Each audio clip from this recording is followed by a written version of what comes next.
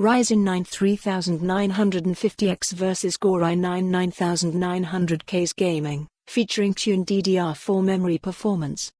Today we're comparing the Ryzen 9 3950X and Core i9-9900KS in a massive number of games, using one of G.Skill's most premium 16GB memory kits, the Trident Z Neo DDR4 3600CL14. For those of you spending $600 or $750 on a CPU, purchasing best-in-class DDR4 memory doesn't seem like a stretch, but the main reason we went with this memory was so we could bring you a head-to-head comparison between AMD and Intel processors using manually tuned timings. It was discovered in the early days of AMD's Zen architecture that memory bandwidth and latency were crucial for maximizing performance of Ryzen processors. Manually tuning up the secondary and tertiary timings can consistently improve Ryzen's performance in games.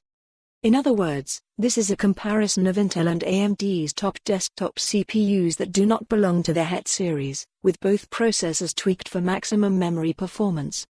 For this Ryzen 9 3950X vs Core i9-9900KS comparison, we have tested a total of 18 games at 1080p using a GeForce RTX 2080 Ti. Both CPUs were tested in their stock out-of-the-box configuration with XMP for the Trident Z Neo DDR4 3600CL14 memory loaded.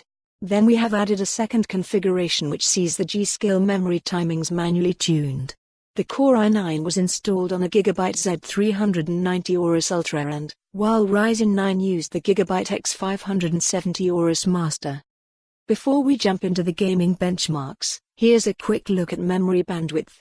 As you can see, the tuned timings only boost bandwidth by 4% for the 3950X and 3% for the 9900KS.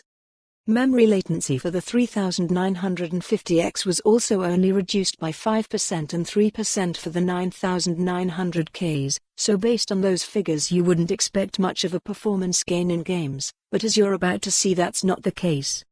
Gaming benchmarks. The first game we tested is Hitman 2, where the 9900KS is 21% faster than the 3950X out of the box, quite a significant performance margin. However, the 3950X enjoys a massive 24% performance boost with the tuned memory, going from 117 FPS on average up to an impressive 145 FPS.